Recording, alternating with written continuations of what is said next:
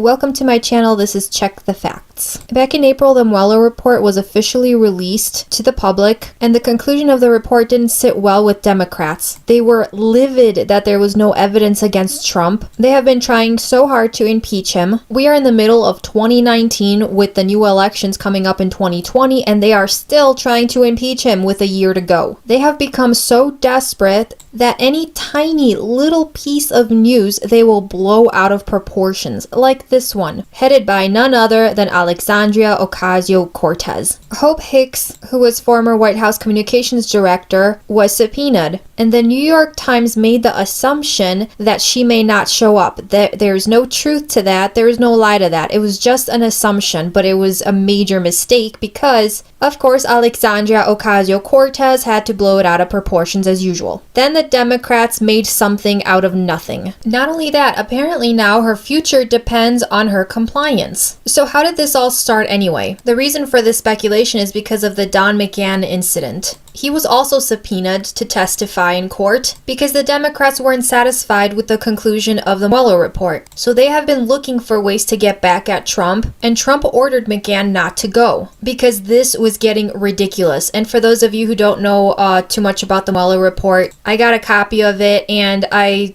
quickly skimmed through it. In the table of contents in section C, Russian government overreach and contacts, under Conspiracy and Collusion, page 180, it says, in sum, the investigation established multiple links between Trump campaign officials and individuals tied to the Russian government. Those links include Russian offers of assistance to the campaign. In some instances, the campaign was receptive to the offer, while in other instances, the campaign officials shied away. Ultimately, the investigation did not establish that the campaign coordinated or conspired with the Russian government in its election interference activities. All of my sources, as usual, are available in the description box, so you get the full report, you get everything that I've looked at, all the websites and articles, so take a look for yourself if you want to. So, back to the article. Chairman Gerald Nadler, who is a Democrat, said the president has directed Mr. McGahn not to appear at the committee's scheduled hearing on Tuesday. But it gets better because he starts throwing out accusations already. The president acted again and again, perhaps criminally, and that's his implication right there, to protect himself from federal law enforcement, Nadler said. Looking at the bottom, Representative Doug Collins, who is a Republican, the ranking member of the House Judiciary Committee, criticized Nadler for subpoenaing McGahn, suggest that the chairman read McGahn's testimony documented in Mueller's report instead. So the problem here is that the report was given, but the Democrats were not satisfied, so McGahn was subpoenaed. He didn't show at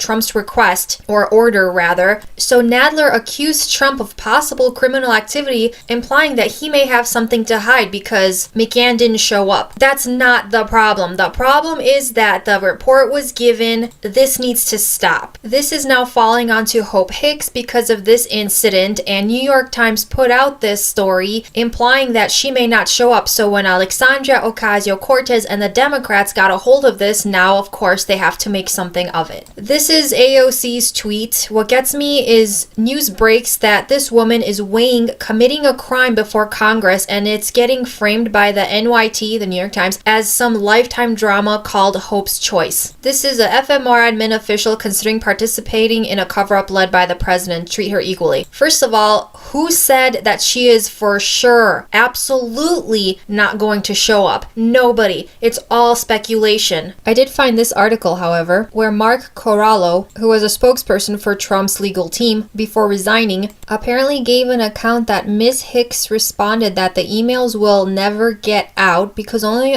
a few people had access to them. And those emails are supposedly the documents that prove Russia conspired with Trump. But again, this is so vague, it's not specific, and there's something off with this account. Not only that, but this would be a huge piece of evidence, and it should have blown up all over the internet and the news because then he'd be a witness. So Soledad O'Brien responded to AOC. This is a good example of bias in the New York Times. A picture of a person who is considering not complying with a subpoena is basically a glam shot and is framed as a thoughtful, perfectly equal choice. Again, who said that she is considering it? Nowhere. was this mentioned. It's just speculation. The only way to find out if she is gonna show up is if she actually shows up. So AOC responded, "Yup, where's the no angel take now?" In the immediate aftermath of shootings, media routinely post menacing photos of people of color victims plus dredge up any questionable thing they'd ever done. But when Hope Hicks considers not complying with a subpoena, it's glamour shot time. Of course, Alexandria Ocasio-Cortez has to mention people of color victims. What's a tweet without her mentioning something else off topic? Well, here it is. This is what the New York Times posted. And yes, that is Hope Hicks. But I just want to give a reality check, especially to Alexandria Ocasio-Cortez.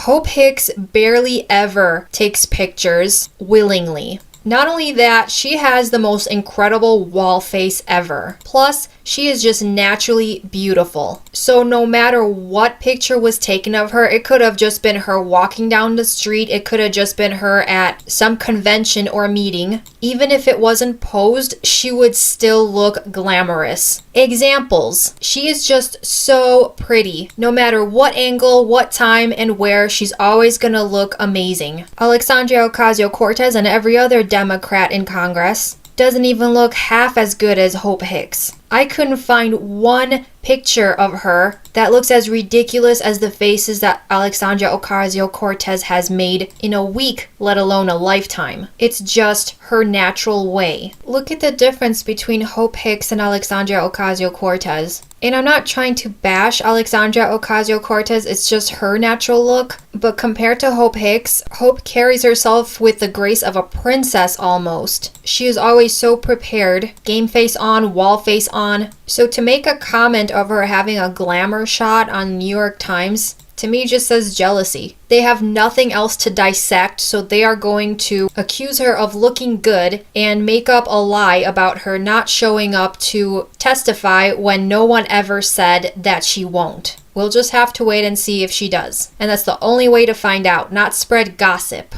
If you like this video, subscribe to my channel and check out my other videos. Make sure your notification bell is turned on so you can get updates for new videos and answers to your comments.